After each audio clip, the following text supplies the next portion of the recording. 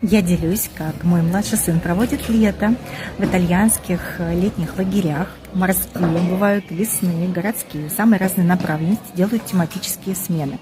Вспоминая, как я в 8 лет, впервые попав в лагерь, совершенно замечательный, в Сосновом Бору, с блиндажом, с Днем Нептуна, рыдала всю смену, каждый вечер, каждую ночь, я понимаю, что для детей, которые еще не ходят в школу или, может быть, ходят в младшую школу, вот такой формат дневного лагеря педагогически наиболее оптимальный.